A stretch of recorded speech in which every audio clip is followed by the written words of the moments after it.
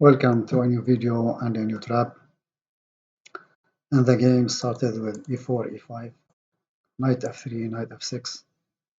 This is the Petroff Defence with the d4 variation. Knight takes e4, bishop d3, d5, knight takes e5, knight b to d7, knight c3. And knight c3 looks like it's a trap for white, bringing black to a wrong move, or luring black to a wrong move, maybe with bishop to b4, but now knight takes e5, d takes e5, and bishop to d4, or knight takes c3 could be played, b takes c3, bishop c5, and this position considered as equal for both players. So back to the game, black maybe falls for the trap set by white. So bishop to b4, thinking that the knight on c3 is somehow weak, and white castles in this position. And now it's up to black how to continue. In case bishop takes c3, and this is the better move, bishop takes c3, b takes c3, and knight to c5 considered a bad move because bishop to a3, b6, bishop takes c5, b takes c5, c4, d4, queen f3, bishop to d7, queen to d5, and now the c5 pawn is lost. So castles, and queen takes c5. And this is actually advantage for white. So another variation, in case bishop to e6, f4 with attack for white, and the game continues, but this is just analysis.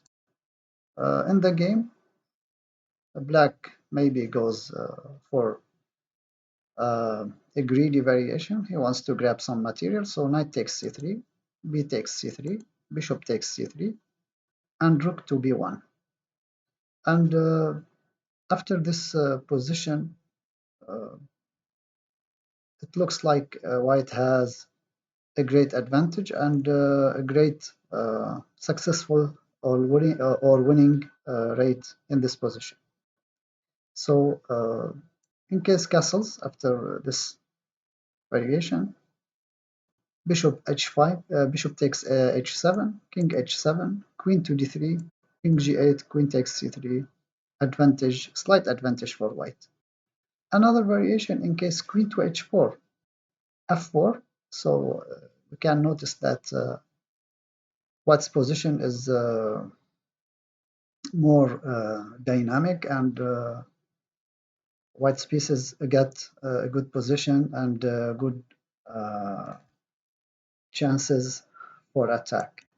So castling, king h1, f6, rook to b3, bishop to a5, bishop to b2, f takes e5, bishop takes e5. Also, this is advantage for white. So back to the game. In the game, black tries also to grab some materials. He wants to attack this pawn and also protect the bishop, maybe. But also this is dangerous if you don't take care about your own king safety. So in case f4, in this position, c6, king h1, h5, rook b3, bishop b4, f5, and you can notice now how white's attack gets stronger, and black king stays in the center, and this is very bad for him. Bishop to f4, b6, c4, trying to open all the files and lines for the white spaces to attack. Bishop to b7, cd5, cd5, bishop to e4, and you can notice now how this pawn on d5 is pinned. Queen to c5, rook b4, queen b4. So because white realize his attacking possibilities, so he don't care about exchanging the rook for the bishop and try to uh, open more files and lines and diagonals for his pieces. Bishop takes d5, king to e7, f6, gf6, e takes f6 check, king f8, bishop takes b7, and now it's very obvious. This is now a very good position for white, and this is winning. So back to the game. In the game, rook to b3 after queen to e7. So bishop takes e5, and also this is a bad move. As we said before, you don't grab pawns and material and keep your king in the center, and your opponent ready to attack. Rook to e1, and now you can notice this bishop is pinned. Castles, queen to h5, and now threatening mate. So f5, cutting the bishop diagonal, and now bishop to f4, and this bishop is lost because black black cannot protect this bishop anymore, and black is going to lose material. So this is the video for today.